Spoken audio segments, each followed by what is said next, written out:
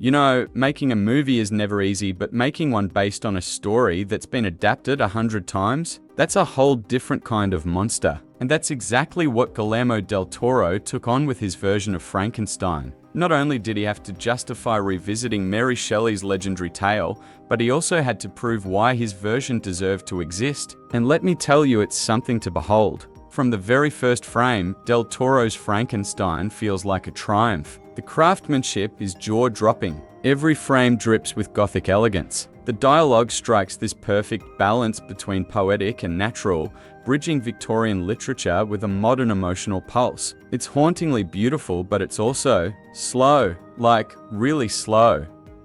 At 2 hours and 30 minutes, this movie demands patience, a lot of it. Shelley's novel barely hits 300 pages, but Del Toro stretches that world to its limits, building something so detailed and immersive that at times, it almost works against itself. But that's classic Del Toro, obsessed with texture, tone, and soul. Every camera move, every flicker of light feels deliberate, almost painted rather than filmed.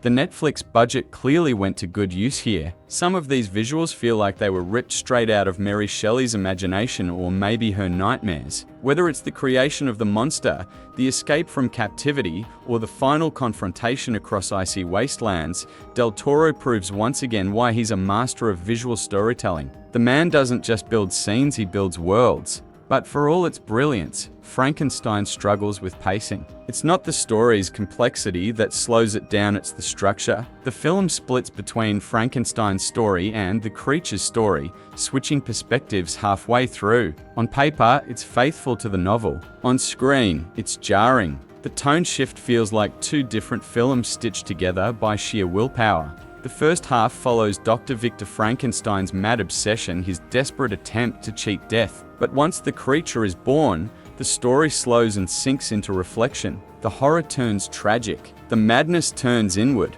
It's beautifully haunting, but painfully slow. Still, Oscar Isaac delivers an electrifying performance. His Victor Frankenstein is unhinged, brilliant, and terrifyingly human. He embodies that dangerous balance of genius and madness perfectly. But it's Jacob Elordi who steals the show. His creature is physical, emotional, curious, a mix of rage and heartbreak. He forces you to confront what monster really means, and his chemistry with Isaac gives the movie its heartbeat. Del Toro's Frankenstein isn't perfect, it's uneven, overlong, and demanding. But it's also bold, beautiful, and profoundly human. It's the kind of movie that reminds you why cinema still matters. Because underneath the horror, it's not just about creating life, it's about understanding it.